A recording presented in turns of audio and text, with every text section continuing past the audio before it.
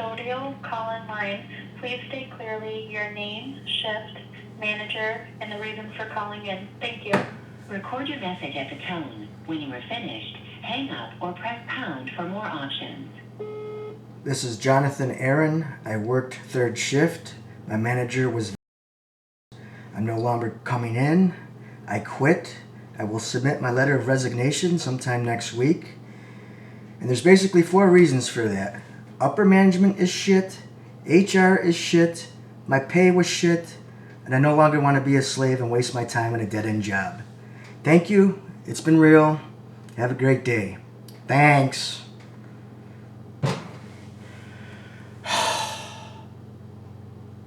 I did it. I did it.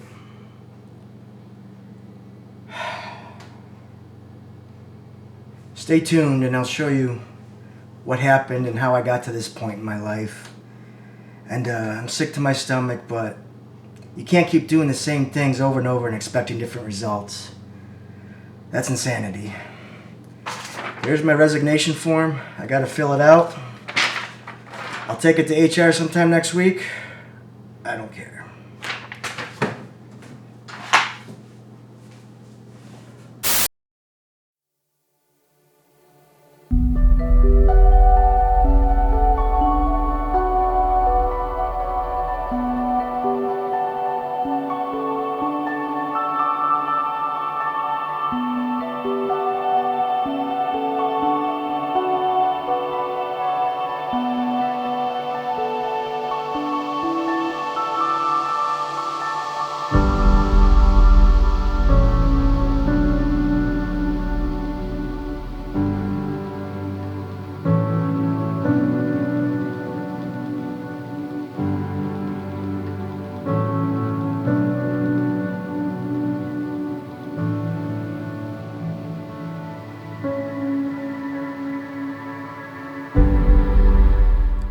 Dear Lord, thank you for today. A new day, a new beginning, a fresh start.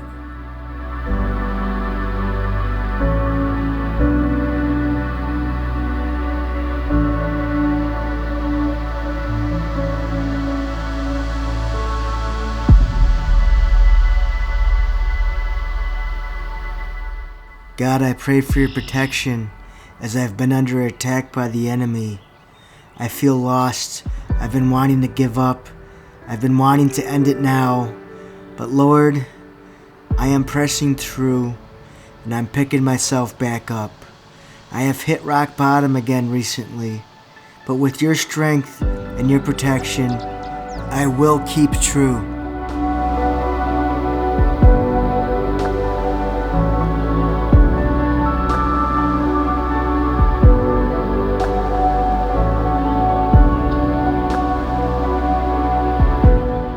With that said, I just want to give thanks.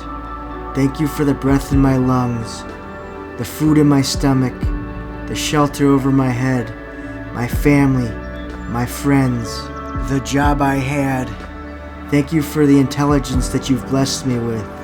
Thank you for the ability to do things and to expand my horizons. And Lord, thank you for my future. I don't know what it entails, but I have faith.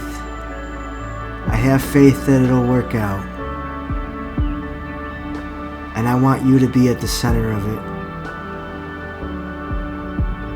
I'm scared, Lord. I don't know what to do, but I'm doing it. Amen.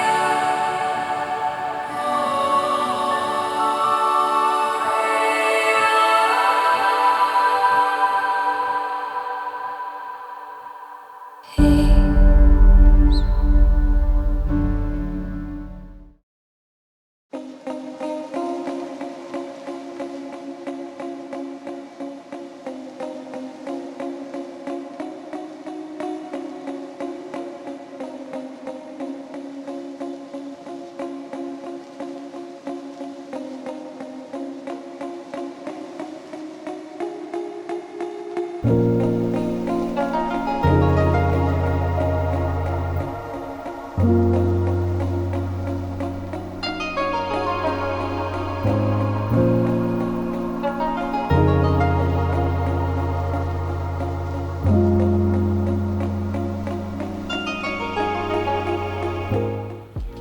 very peaceful here. Very peaceful. I just want to say thank you for being here, clicking this video, and taking the time out of your day to spend with me. And if you're new to my channel, my name is Jonathan. I've been on YouTube for a little bit over a year now. I'm still trying to find my way.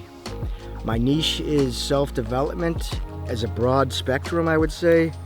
I believe in becoming my best self, the best version of myself. That's pretty cliche, but that should be the goal for everybody. Not only you watching, but people in general in society. And a lot of people fail to hit that bar or hit that mark. And on my channel, I've been trying to do exercise content. That's just part of my channel. But I failed twice. I did 2 attempts on my body transformation journey. And I almost gave up on doing my YouTube channel. And that's what's led me to actually make a huge decision in my life. To actually just quit my full-time job. Now, a lot of you might think I'm nuts.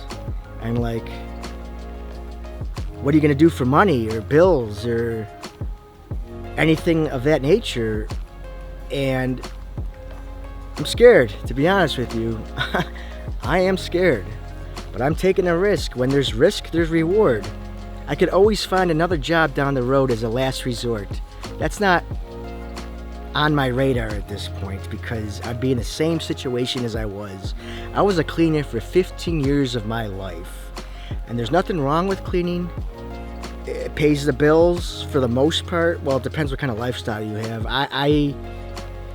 I've lived above my means, but I also have other income sources, so it's kind of justified. But now that I actually quit my job, I actually gotta spend way less than I used to, and that's gonna teach me a lesson about myself and having self-control and discipline. So I also quit my job to test myself in a way. Like I said, I'm scared, but I am at peace inside because I have this sense of freedom now. It's like a bittersweet peace. And I was at my friend's the other day, and he said he sensed something different in my energy, and that dude's girlfriend said, "Oh, Jonathan seems happy." So it's all about taking risks and just doing what your internal self is telling you to do. And to be honest with you, for the last third of my career, the last 5 years of my career being a cleaner, this voice inside of me that I'm speaking about has been getting louder. And it's just gotten to the point where I was miserable going to work. I was calling in a lot. I hated going. And not only did it affect me as far as wasting my time, because I only got paid a little bit more than minimum wage and I've been there for 15 years, but I'm wasting a third of my life at this dead-end job, and that was not fulfilling anymore. And going there and hating myself and hating the environment I was in, especially in the back room in this one clinic I was in, there was a wet lab, and it was trashed almost every night. Trashed. I'll show some clips of you on the video now, but some days were way worse than other days. But when you do it for year in and year out and day after day, it just piles up in your mind and you just get burned out doing that shit over and over again. And I would sleep a lot at home and go to work. It's just work and sleep, work and sleep. But where's time for me? Where's time for Jonathan? You know, I preach loving yourself on the channel. And loving yourself is actually putting yourself first.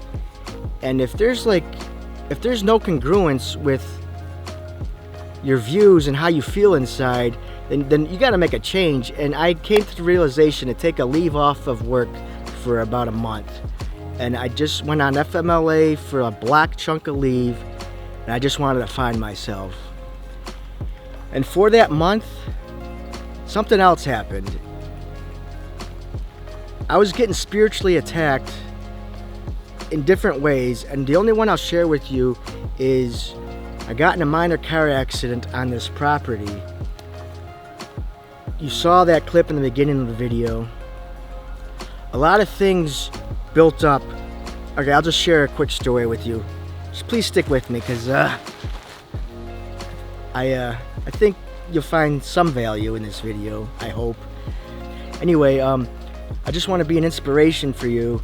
If you are working a dead-end job and you hate your job, or you just feel like maybe you want to get a different job, then hopefully this video can motivate you. And I also have another video, a shorts video, that is linked to this. It's in the description below. I used the music. I kind of made a little music video. It's kind of cool. It's me going through the quitting process at work, of signing my resignation form. If you watched that, I appreciate it. But anyway, the spiritual attack. Let me tell you something. Months ago, for Mother's Day or whatever, I went to a restaurant with my mother, and I bought her dinner, and this restaurant charged my credit card twice, and I didn't realize it at the restaurant, but later on I checked my statements and I was charged twice. I'm sorry, I'm getting a text message. By the way, it's 222. It's kind of neat. Anyway, back to the story. This restaurant charged my credit card twice. So I called my credit card company to dispute it. And, you know, it's a whole process and things. And that was months ago. That was a long time ago. And a credit card company said, yeah, they saw that it was charged twice, and that they'll talk to the merchant and reverse the one charge. And I'm like, oh, okay, good, it's done. Well, anyway, months later, which is now when I was on my leave now, they charged me again for this. It was reversal, because they refunded me. Now it's a reversal, so I was still getting charged twice for this friggin' meal. And I had to call customer service again. I'm not gonna name the bank, or the credit card company, which is a bank, but you can kind of get the idea. Then good for you. But their customer service is absolute shit. And I was on the phone for an hour and a half. And yeah, I put it on speaker and I was doing other stuff in the background, but I'm still sidetracked with this phone call. Finally, an hour and a half later, the woman picks up or whatever, you know, the beautiful music ended. I was very into it. Then she started talking to me, and then she told me I actually was liable for the charge because it wasn't a double charge. It was two separate charges for some reason. I don't know what the friggin' restaurant I was at did, but they charged me twice in two different instances. So there were two reference numbers, I guess. So she said I was liable, and then I was getting pissed off and upset, and I was telling her, like, well, what can we do to correct this? And when she started talking, someone happened to call me while I was on the phone with her, and, you know, the call waiting comes on your phone or whatever, so I hit the button to cancel the call, the person calling, because I didn't want to hear from them, because I was on a busy, important phone call, and I actually hit hold and accept the new call. So basically, I hung up on the credit card company, and then I was talking to this person, and I'm like, oh my God, I just wasted an hour and a half of my time. And I was pissed off because she said I was liable, and then the person that called me, I hung up on them too. And then I was very pissed off. I got in my car, I was at this property, I was driving along in the fields, and then that other person called me back again when I was driving, and I was livid. I was absolutely livid. And I looked down at the phone, and I was going to hang up, and I looked up, and I was driving right into that tree that you saw. And then I had all that damage. Sorry, I'm getting a lot of text here. I had all that damage on my car, and then I just fucking snapped. I was very upset, yelling at God, hitting things, you know, kind of being immature, to be honest with you. But I was very agitated and aggravated, and it's like everything came together just at the right time. I guess it was like a perfect storm, and that was a lot of things behind the scenes working together just to irritate me because I allowed it. And I blame that person that was calling me for the accident. And it was really my fault because I shouldn't have looked down at my phone. I should have just kept, and I was going a little fast because I was pissed off, but that's all besides the point. It's okay now. I got the car fixed. I learned from the situation. I learned how to go through the auto body process, the collision place, and talking to my insurance. I had to pay a deductible, but it was all my fault, but I learned from it. So we're moving on. That car accident happened maybe midway through my 1 month leave, and that kind of ruined my leave. So as I look back now, it was actually a blessing I got in a car accident, because if I didn't have my leave ruined back then, maybe I would have accepted things as they were and I would have still stuck with my job. Because when that leave ended, I went back to work for about a week, and my manager, she's a great manager by the way, she moved me into a different area that was less stressful, and I did it for a week, and I'm like, yeah, this is gonna be pretty good. This is gonna be good. And then the following week, when it was time to go into work that Sunday night, I was exhausted. I was used to being on my 1 month leave. I didn't want to go into work. I was tired. I called in a couple days, and then when it was time to go in again, you know what?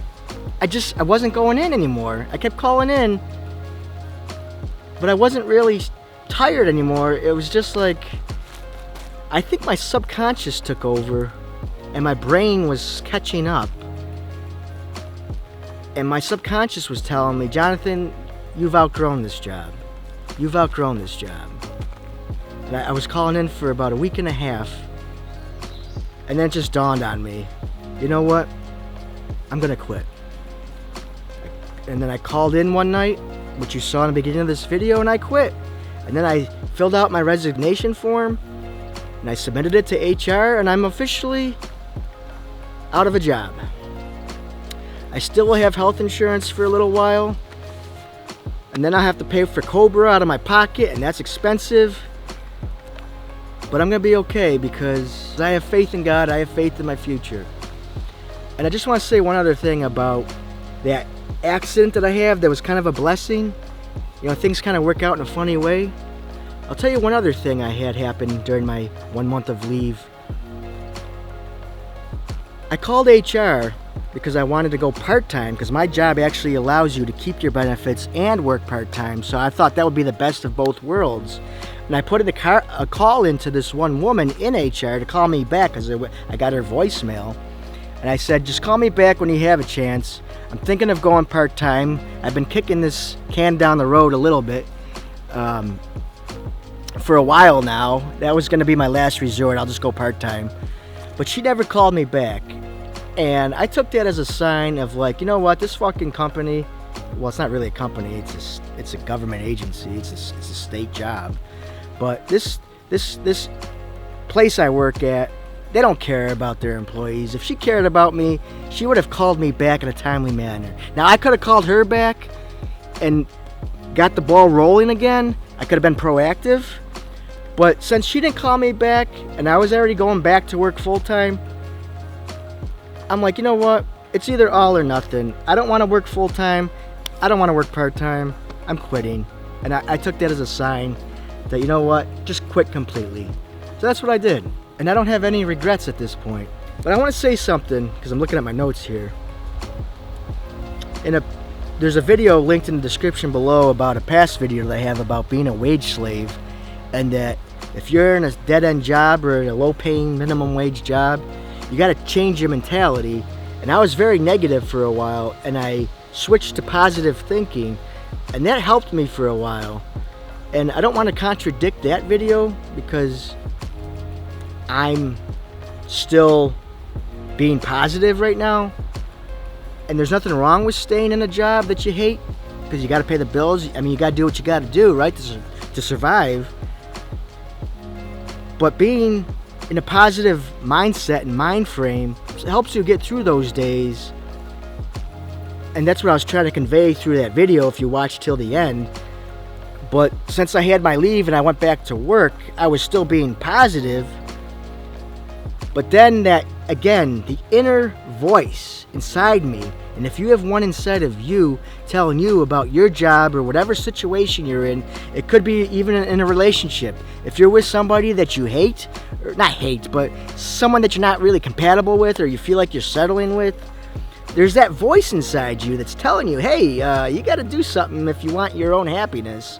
And you got to put yourself first. I hate to say this, but you got to be selfish. I'm being selfish for me. You got to be selfish for you. Now, selfish to an extent, I should say, to be more clear. I mean, you can't be selfish and just take. But you can be selfish where you just put yourself and you have boundaries and you respect yourself and know the process of give and take, especially if you have a family or you're in a relationship. But I have a family, I help them out. I have a lot of friends, I help them out. I spend time with people. I care about a lot of people, but I care about myself number one, and so should you. But anyway, getting back to the past video I was talking about and that inner voice, even though I was being positive, that voice was a thorn in my side. My job was a thorn in my side. And ultimately, I made the decision, you know what? My life's in God's hands. My life's in God's hands. I can't be miserable like this anymore. I can't keep myself confined in this box. I feel like I was meant in this life for so much more than being a cleaner. And again, there's nothing wrong with being a cleaner. That was just a certain season of my life. And it was time for me to leave my comfort zone. Because I stayed there too long, far too long. I should have stayed there for 10 years, and I stayed for 15. Now I have 5 years of my life wasted because of it. Don't waste your life. What you do now affects your future, whether for the better or for the worse. The seeds you're planting determines your harvest. I'm just telling you, I'm just saying. But now I want to touch a little bit on my passion, which is YouTube, which is making content, which is editing video, and becoming my best self. All these things require time and energy. And when someone, for example, like I was, working a full-time job, 40 hours a week, that was just too much of my time taken up. And I couldn't focus on my passion. And I don't even have much of a following on YouTube right now, and I don't even know if I ever will. I'm taking a huge risk, but this is something I am passionate about. Now it's really on me. I got the time, I got the energy, I got the creativity, I got the focus, and I'm addressing my health problems still. So now I will have all this energy, all this time. Now I can focus it on something I actually friggin' care about, not being in some job that I'm told what to do, how to do it, and where to do it, and then I gotta answer to somebody all the time. If I don't go in, I gotta call in. I gotta wear a uniform. That is slavery. Come on, be real. It's just a different form of slavery. Yeah, you get money, but you're exchanging your time for that money. Time is the most valuable resource we as humans have. Once your time is gone, it's gone. And for $20 an hour, my time is worth so much more than that. I'm sorry, I had to walk away because of that. But now that I have time, I can make more content. And I'm going to start exercising again. I know I said this before, but I still had a full-time job before. So I'm going to start making exercise content again. I am going to get in shape. I am going to lose this weight. It may take a long time, but you know what? I'm not going to count the days. I'm just going to do it at my pace. Because I do want to be healthy. I do want to be active. And I do want to get in shape. And when I get older down the road, I don't want to be in a wheelchair. I don't want to be bedridden. I want to be as young as possible for as long as possible. And being in shape can help with that. Now here's the big question. You might be asking me, well, what are you going to do about money? That is a good question. I don't really have a solid plan, I just quit my job randomly. But I actually do have a plan. And I have a lot of faith, too, with my plan. I'm not going to get too specific in my finances, but I do own rental property. I do have a lot of things that I can sell on eBay and on the internet. There's still Craigslist. I'm old school with Craigslist. But I could sell a lot of my shit on eBay and on the internet and stuff. And I'm going to do that. Because I want to scale back on the things that I've bought in the past, and I can recoup some of that money by selling shit that I no longer use. And then I figured in the meantime, between now and when I find my purpose, because I'm still looking for my purpose in life, I could do DoorDash. I can do delivery services. I've done DoorDash in the past a little bit on the side. And you know what? Even though that's a low-paying job again, and you're still basically working for somebody, I'm still working for DoorDash in a way. I'm actually really an independent contractor when I do DoorDash.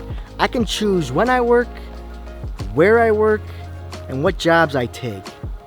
And I like driving around and just delivering things in my car, and that actually brought me a sense of freedom and joy, and I got paid for it. It wasn't great money, but it was something. You can't put a price on your freedom, and that just outweighs a normal job's 9-to-5 job structure.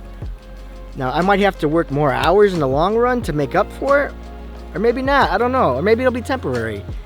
But I had to make changes, and I took my first step by quitting my job to make changes. And I do have a path forward that I can kind of see, which is what I'm starting to walk down this path. And also, down the road, we have some equipment on this property, and I actually like cutting grass. I enjoy cutting lawns. Maybe down the road I'll make a lawn business for myself, or a landscaping business. Not so much landscaping as far as like digging out roots and stuff, or doing mulching and stuff, but just maybe weed whacking and lawn care.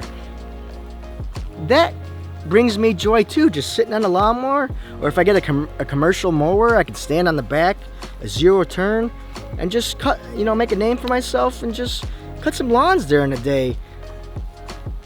The possibilities are endless now for me, and the same situation can apply to you if you just find a way to get out of the matrix like I'm trying to get out of. I got one foot out now. I'm still got a foot in though. There's bugs. So I'm trying. I'm really, really trying. And I hope you try too. Don't give up. Don't be defeated. Because when you give up defeated, that's what they want. I was at my friend's house the other day, and his dad was there. We were putting a grill together, and he asked me, "Oh, Jonathan, how you doing?" I'm like, "Oh, I'm doing all right. I'm thinking of quitting my job." And he looked at me and he kind of smiled, and like, I read it in his face, like he's saying in his mind, like, "What the fuck you doing, guy? You can't quit your job." Yeah, I can. I did. And I respect that father. I respect my parents too.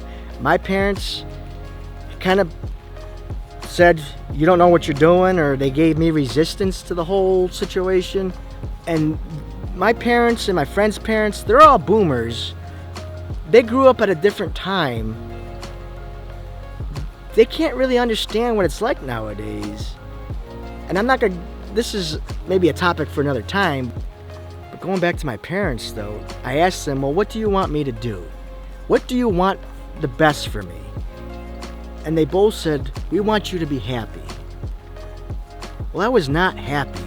I was miserable in my job. Back to this lawn business thing.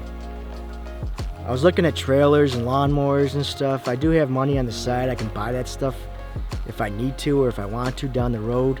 But that's like a plan F or D or G or H, whatever the hell kind of plan it is. That's down the road. But my last plan is to just get another job and go back into the workforce, because I don't want to go back into the workforce. And another thing about DoorDash is I have an EV, I have an electric vehicle. I know they're not popular with people nowadays, but just stay in your lane, if you know what I mean. But I don't care what people think. I love my EV. I love my Tesla. I don't have to pay for costly gasoline, and that's very important for DoorDash because that would be a cost. Now, yeah, you might be saying I have to pay for electricity now, and that's true, but it's still cheaper than gasoline. And I also have solar panels on this property, and I can charge my car and then use that power to go door dashing, and I would have no costs. So that's extra money in my pocket. Yeah, I did buy the solar panels and the inverters and everything up front, but in the long run, I think I'll make out on it. Anyway, what I was saying about the lawn business, it was I recorded some footage the other day to get to show you right now about what I was talking about. And recently on YouTube and Instagram and even on TikTok, not really on TikTok by the way, I use that as an experimental platform.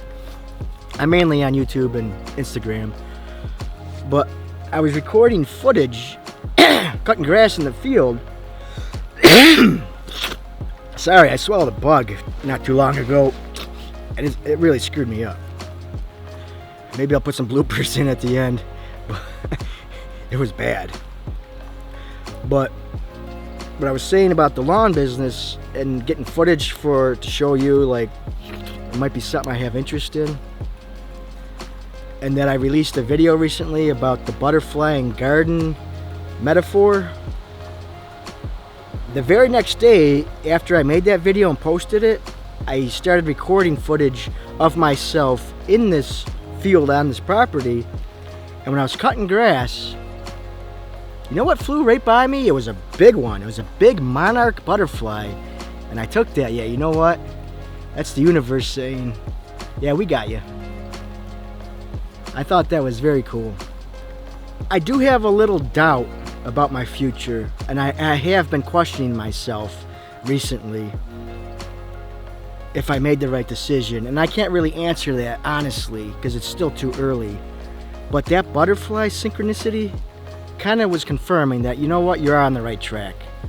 Now I want to give you some other signs and synchronicities that has happened with me that maybe they could happen to you if you really sit with yourself and you look around. The universe has got your back, especially if you have faith. I have faith in God. God created the universe. The universe is governed by laws.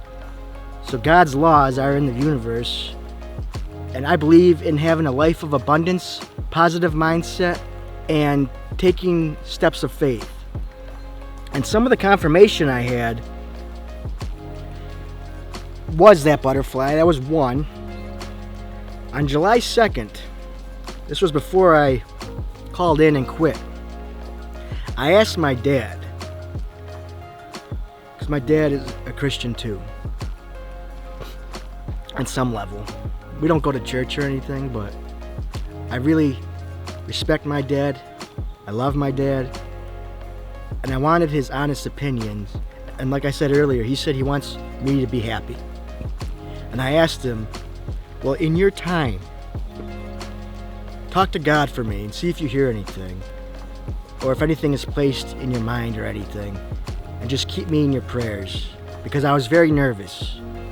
And I'm going to put something up on the screen for you that my dad texted me about an hour later after I left his house. He got this message randomly. I don't know what platform this is. Maybe it's Facebook? I don't know. I don't have Facebook, so I don't know. But whatever this platform is, this came up for my dad. And he shared it with me. And it says, a prayer for my son's strength. Dear God, I come to you with my heart full of love for my son. Please give him the strength he needs each day. When life feels heavy, help him carry the weight. When he feels unsure, remind him that you are always with him. Fill him with courage to face whatever comes his way. Let him stand tall in who he is, and never doubt the light you've placed inside him. Help him make wise choices. Surround him with good people, and guide his steps in the right direction. Thank you, Lord, for the gift of my son. I place him in your hands, knowing that you will be his strength always. Amen. Well, Well, ain't that some crazy shit? I got another sign for you. I believe in a lot of signs and synchronicities, and seeing random numbers, like repeating numbers, I'm not really into that, but I've seen a lot of them so much in my life that I can't exclude or dismiss that something's going on behind the scenes. I'm not going to get too much into this, but if you know what 1111 is, you know what 1111 is. And after I posted one of my shorts recently, I got a notification from YouTube. Someone commented on my video. And when I was at a bar the other night with my one friend, or a different friend, and it was 11:11 p.m. and someone commented on my video, and I'll show you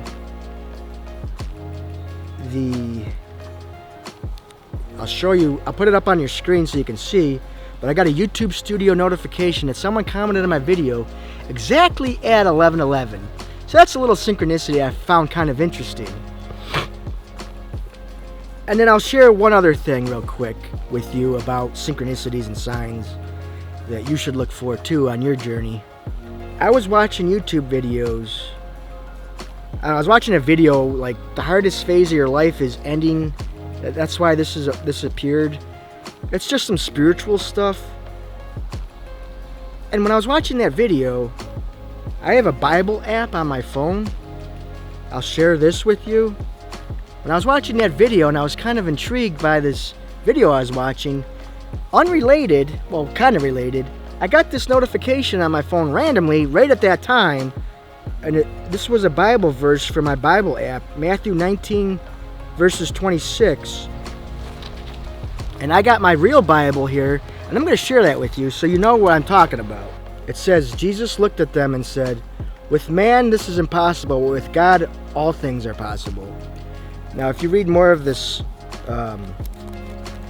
verse here, it's kind of a different context about, I don't know, Peter or something was talking about salvation or something, I don't know. But for me, and about my future, I just took that as a sign that God's got this, I got this, meaning Him. And it's possible. So I just wanted to share these signs and synchronicities with you that I 100% truly believe and know I am on the right path in my life. I was stuck in that box of my dead-end job, and now I am free. And now I'm doing things that I want to do. And I will be provided for. And you will be provided for if you have faith and you have trust in God. Now do it smartly, do it wisely, but remember, you have to take the first step. Faith without works is dead. You understand that? Believe that. Alright, so I just want to wrap up with one other thing from the Bible. It's another scripture verse from Matthew. This is actually what I'm building my future on. This verse, these couple verses here. This is Matthew 6, verses 25 through 34. This is about not worrying. So this is Jesus speaking, but I'm going to read this to you. It says, "Therefore I tell you, do not worry about your life, what you will eat or drink, or about your body, what you will wear. Is not life more important than food, and the body more important than clothes? Look at the birds of the air. They do not sow or reap or store away in barns, and yet your heavenly Father feeds them. Are you not much more valuable than they? Who of you by worrying can add a single hour to his life? And why do you worry about clothes? See how the lilies of the field grow?